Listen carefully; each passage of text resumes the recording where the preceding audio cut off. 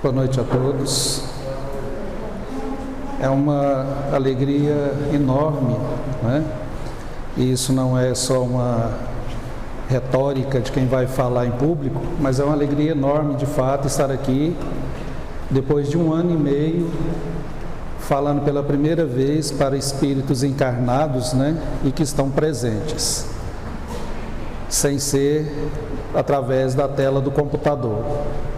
Porque a tela do computador, não que nós tenhamos nada contra, né? Porque ela também é uma bênção da tecnologia que possibilita levar a palavra do Evangelho, a mensagem, a partes do mundo onde não seria possível sem essa tecnologia. Mas essa presença humana, essa energia presencial, ela é inigualável. Por isso, de fato, é uma grande alegria estarmos aqui, compartilhar com todos esse momento, essa energia, essa alegria espiritual desse reencontro. E que seja definitivo, né? Que daqui a alguns meses as nossas casas estejam repletas, todas estejam cheias, né, de irmãos encarnados, porque de desencarnados ela está sempre cheia, né? Há algum tempo nós fizemos uma palestra numa casa espírita, a irradiação, que é transmitida online e a gente fala para o auditório sem ninguém, mas a pessoa que estava na mesa comandando o trabalho, ela tinha uma vidência espiritual e disse que o salão estava repleto de amigos espirituais, e a gente realmente podia sentir isso. Jesus falou no Evangelho que se os teus olhos forem motivos de escândalo, é melhor arrancá-los e jogá-los fora e ter a salvação do que enxergar normalmente e todo o teu corpo perecer, toda a tua alma perecer através da perdição espiritual. Naturalmente é uma alegoria, uma metáfora, uma parábola, uma hipérbole, que é uma figura de exagero, que Jesus se utilizou para registrar a importância de nós utilizarmos bem os nossos dons espirituais. E a visão, sem dúvida alguma, é um destes dons. Mas nós ficamos imaginando, quando Jesus fala que é melhor arrancar os olhos e jogar fora do que toda a tua alma se perder, teria Jesus conhecimento das famosas peças gregas, principalmente, especificamente, a peça sobre Édipo Rei? Édipo Rei começa com, na Grécia mítica, quando Édipo, ao nascer, ele é objeto de um oráculo. O oráculo eram os profetas da época, os médiuns da época. A criança nascia, os pais levavam-na a um oráculo, e o oráculo ou o médium predizia o destino daquela alma. E o oráculo relativo a Édipo foi dos mais pessimistas possíveis. Esta criança está destinada a casar-se com a mãe, com a própria mãe, após assassinar o próprio pai. Algo terrível. O pai, ao saber daquele oráculo, deu um jeito de trabalhar para que ele não se cumprisse. E aí está uma das armadilhas intelectuais da peça e do destino, que é expressa através da afirmativa, que muitas vezes nós encontramos o nosso destino no caminho que tomamos para evitá-lo. Você ensina seu filho todos os perigos da droga, e de tanto você falar da droga, ele fica curioso e vai experimentá-la. São os paradoxos do destino, da existência. Laio, o pai de Édipo, correu e levou a criança para outra cidade e deixou-a em um determinado local para que ela morresse no deserto, perfurando-lhe os pés, o calcanhar e deixando-a pendurada. Daí o nome Édipo, pés furados. Mas Édipo foi resgatado por alguém que passava por ali e se condoeu da sua situação, tratou o seu ferimento e cuidou para que ele se tornasse um jovem saudável, forte e inteligente. E Édipo cresceu e em um determinado momento ele cumpriu a profecia de assassinar o próprio pai, quando pensou que o pai era um assaltante do caminho. E fugindo para a cidade de Tebas, logo à entrada, ele se defronta com a Esfinge, que era um monstro mitológico, bem dantesco, a aparência realmente monstruosa, e que conversava, para piorar tudo, né? Porque se o monstro conversa, fica pior. Vimos um pregador falar que se fosse ele no paraíso, no lugar de Adão, a humanidade até hoje estava no paraíso. Porque quando a serpente viesse conversando com ele, ele sairia correndo sem olhar para trás. Já imaginou? Uma cobra é um negócio medonho por si só. Se ela ainda conversa com você, pior ainda. A esfinge era esse monstro mitológico assustador, que pulava diante da pessoa que chegava para adentrar a cidade, era o pedágio, né? E propunha um enigma, que se não fosse resolvido, a esfinge devorava o viajante. E ela propôs para Édipo também o enigma. Que animal é que quanto mais perna tem, mais indefeso fica? Às 6 da manhã, esse animal tem 4 patas, ou 4 pés, 4 membros. Ao meio-dia, tem 2, e é quando ele é mais forte. E às 6 da tarde, tem 3, quando ele está declinando as suas forças. Édipo resolveu a charada, é o homem.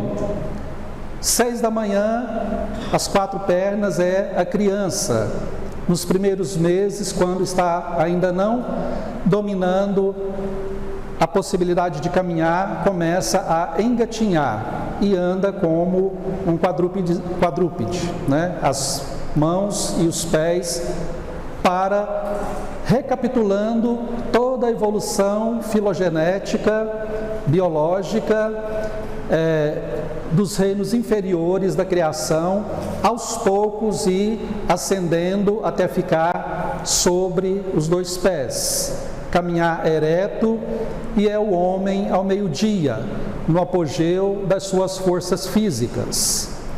E às 6 da tarde é o homem já no declínio, com 3 pernas, simbolizado por aquela bengalinha que a pessoa usa, né? Quando o ácido úrico já está elevado, a diabetes já está atacando, a idade já chegou, e aí muitas vezes o joelho endurece, para caminhar é necessário uma bengala. 3 pernas, o momento da fraqueza. Édipo decifra o enigma. A esfinge fica com a cara de esfinge, né? Uma cara enigmática, e pula no precipício como se houvesse suicidado.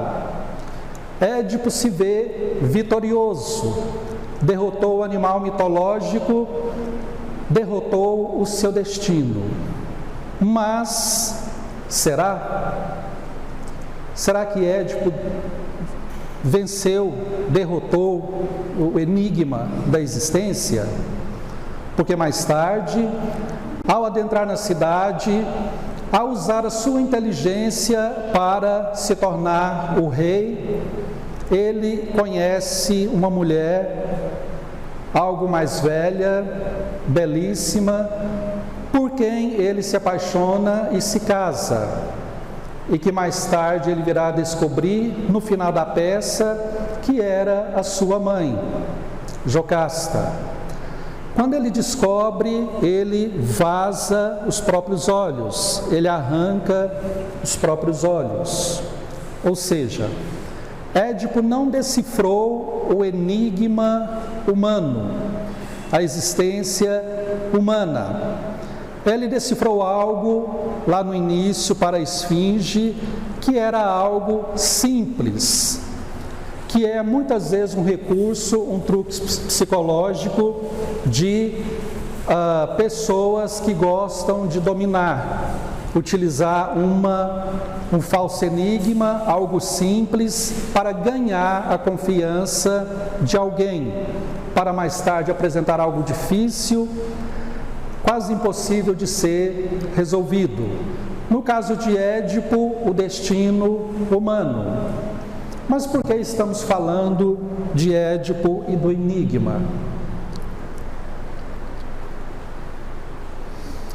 Para compreendermos que a doutrina espírita é a chave essencial para nós derrotarmos a esfinge, para nós abrirmos a chave do nosso destino e compreender a trajetória da humanidade e a nossa, principalmente, em nível individual, através desse imponderável que nós denominamos de destino. O espírito é um ser imortal, é um ser que a partir da criação recebeu o dom da imortalidade, que viaja através de vários corpos, desde os reinos inferiores da criação até a fase hominal, para depois dessa fase hominal chegar à fase da angelitude. Da luz do Criador nascemos, múltiplas vidas vivemos, para a mesma luz volver, escreveu Castro Alves pela psicografia de Chico Xavier.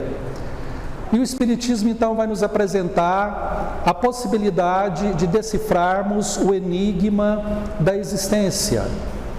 Nós estamos todos neste momento calejados, machucados psicologicamente, emocionalmente, pelas dores da Covid.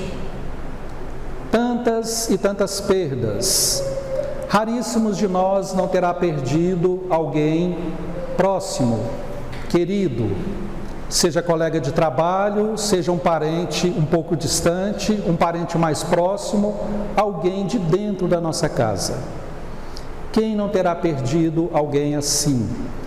Quem não terá sentido essa dor?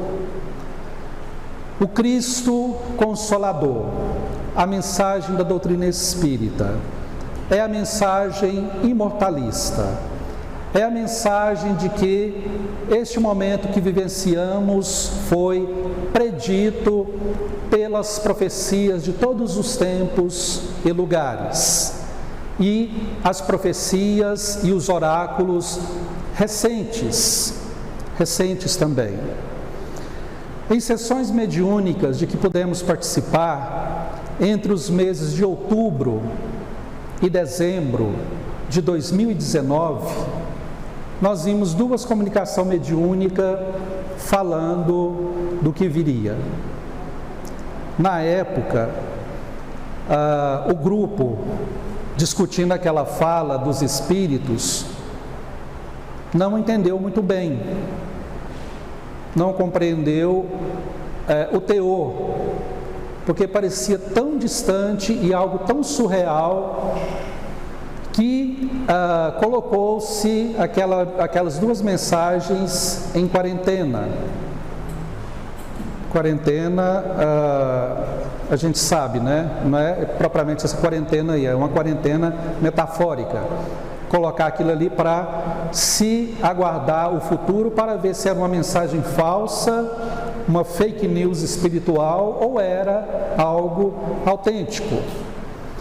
Na primeira comunicação, lá pelo mês de outubro, um espírito comunicante, que era o mentor espiritual daquela reunião de que participávamos, para encerrar as atividades da noite, ele disse algo mais ou menos assim. Era outubro de 2019. Ele disse: meus filhos, se preparem, porque a fé de vocês vai ser testada, e vai ser em nível mundial, porque vocês, encarnados, vão passar por uma guerra mundial. Todo mundo ficou apreensivo. A gente já imaginou logo bombas atômicas e coisas do tipo. Mas o Espírito logo esclareceu. Ele falou: mas não se preocupem, porque não é uma guerra de um país contra o outro. Não é uma guerra em que bombas vão explodir. Não é esse tipo de guerra. Mas vocês vão enfrentar uma guerra mundial contra a natureza. Será o homem em guerra contra a natureza. E se preparem, porque vai ser exigido muita fé da parte de vocês. Será algo muito dolorido. Após a reunião, e ele concluiu: mas tenham fé que, como tudo na vida, isso também vai passar. E disso surgirá uma humanidade melhor, mas será dolorido. Após a reunião, o grupo, avaliando aquela comunicação, ficou sem entender a que aquele espírito se referia. E ele disse: será em breve, daqui a alguns meses. Estávamos mais ou menos em outubro de 2019. Naquele mesmo grupo mediúnico, em dezembro,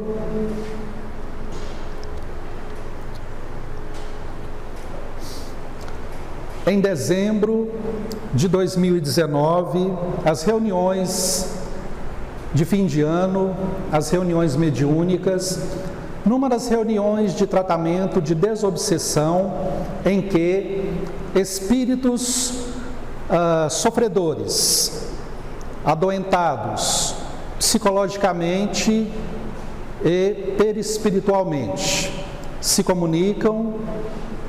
Um desses espíritos muito revoltados, ele se manifestou e disse exatamente assim: que nós nos preparássemos, porque a humanidade, ela ainda era muito egoísta, ela ainda tinha muito de dureza de coração. E ele, aquele espírito, ele dizia que estava absolutamente decepcionado com os homens da humanidade, né? Mas que nós aguardássemos, porque, e naquele momento, as primeiras notícias na imprensa já falavam em um vírus na cidade chinesa de Wuhan. As primeiras notícias davam conta de que um vírus estava sendo investigado, pessoas estavam se contaminando facilmente. Este espírito falou: aquele vírus lá da China, aquele vírus vai se espalhar pelo mundo inteiro, vai contaminar o mundo inteiro. Ninguém vai escapar, nenhum país vai escapar da contaminação daquele vírus. E este vírus, ele foi produzido pelos meus chefes. Ele se referia a espíritos simbolizados pela figura bíblica de Lúcifer, Satanás, diabo e etc. Porque este espírito se dizia um servidor das trevas, do mal. Ele falou: os mensageiros espirituais vacilaram, eles cochilaram e nós conseguimos passar este vírus. E vocês vão aprender o que é o egoísmo de vocês através desse vírus.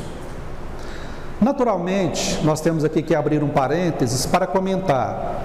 Muito possivelmente aquele espírito estava, em determinado aspecto, exagerando na sua fala, porque a humanidade ela não é um todo absolutamente homogêneo. Há pessoas de todos os níveis de evolução espiritual. E aí nós caímos na fala do Cristo Consolador, o Espírito da Verdade, que estaria conosco para todo sempre. Emmanuel estabelece uma exegese, uma interpretação, uma hermenêutica fundamental para nós compreendermos o espírito do Evangelho. O momento mais sublime, o momento mais glorioso, o momento mais extraordinário do Evangelho é quando Maria de Magdala, quando ela vai até o sepulcro e encontra a pedra removida da sepultura de Jesus. E encontra um homem, ela o vê, mas não o reconhece de pronto, e pergunta: onde foi colocado o corpo do meu mestre? E quando Jesus, porque era ele, fala, Maria, ela o reconhece. Jesus inaugura, portanto, o Espiritismo. O Espiritismo é a mensagem da imortalidade da alma e da possibilidade de que esta alma imortal, de volta ao plano espiritual, ela pode, em circunstâncias especiais, comunicar-se com aqueles amados que ficaram no plano físico. Comunicar-se de maneira mais ostensiva, porque a comunicação do amor, ela não conhece fronteiras de matéria, de tempo e de espaço. O amor que vincula os seres amados. E nós estamos aqui falando do amor na sua mais pura sublimidade. Não estamos cogitando de amores sensuais, nada do tipo, mas o amor essencial. De pai, de mãe, de filho, de esposos, de amigos, o amor verdadeiro, sem nenhum tipo de interesse. Este não conhece fronteira, obstáculo de espécie alguma para o encontro das almas que se amam. Mas às vezes, e a bênção de Jesus nos traz a este ponto, esta possibilidade ela é exponencialmente aberta, quando através do processo mediúnico, duas almas que se amam se encontram, como naquele momento Maria de Magdala e Jesus. E mais tarde, Jesus e aqueles outros dois discípulos que iam tristonhos para a vila de Emaús. Jesus se aproxima, começa o diálogo com eles, pergunta por que eles estavam tristes e eles dizem: você é um forasteiro, não sabe o que aconteceu por esses dias? Morreu um justo.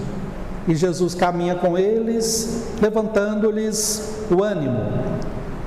E quando se achega e é convidado para jantar ou cear com aqueles dois e demais discípulos, e que Jesus toma do pão e o parte de maneira tão singular, com o seu gesto único, os discípulos têm os olhos abertos e eles reconhecem o Mestre.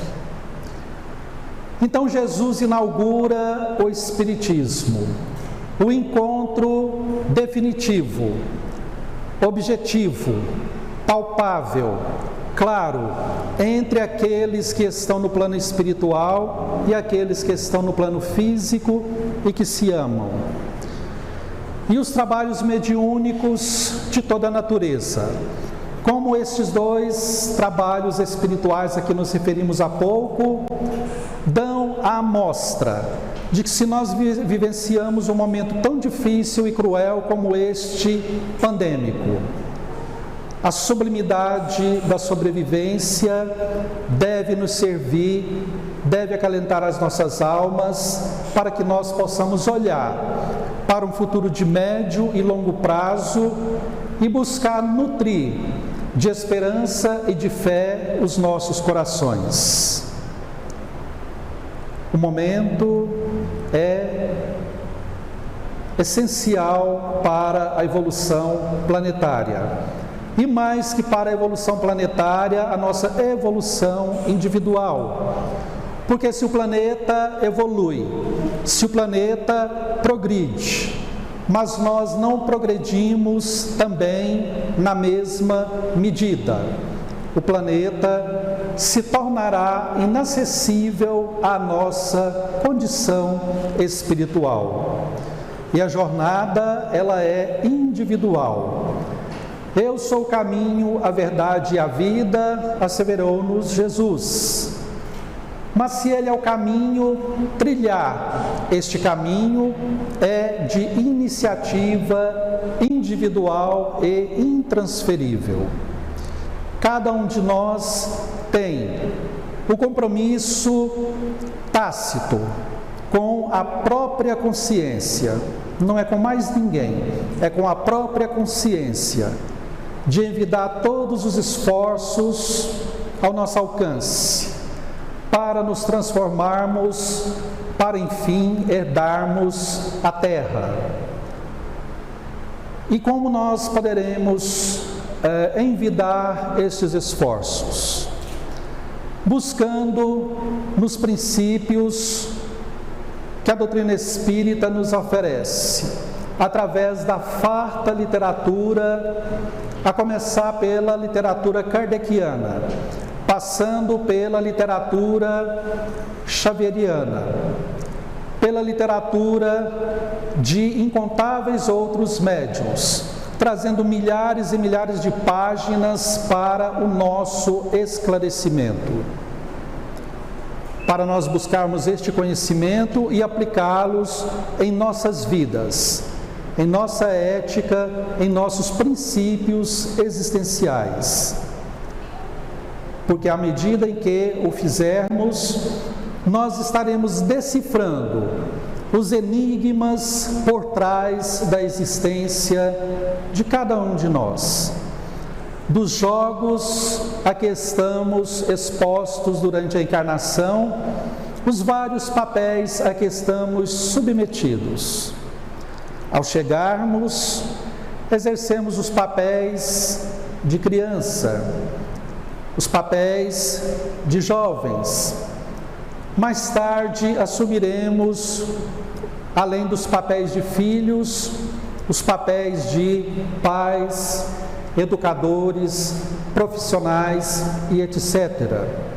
E cada um desses papéis traz consigo uma ética, um verdadeiro roteiro para para o nosso exercício desses papéis dentro da reencarnação. Portanto, a doutrina espírita, ao nos esclarecer acerca de todas as coisas, ao nos mostrar que um momento tão pungente quanto este da pandemia era algo que estava já nas profecias e que, portanto, as profecias eram verdadeiras e que através dos lances mediúnicos que anteciparam este momento vivenciados por todos nós, estes momentos mediúnicos vieram referendar aquelas profecias, mostrando-se com relação ao passado.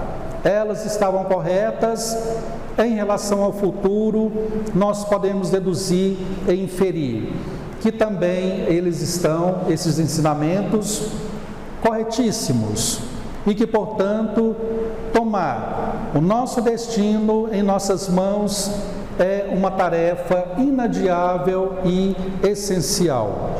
Portanto, neste momento,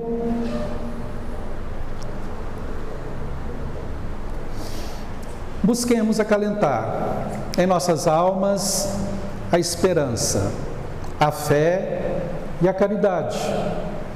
Estes três eixos temáticos da existência do Espírito.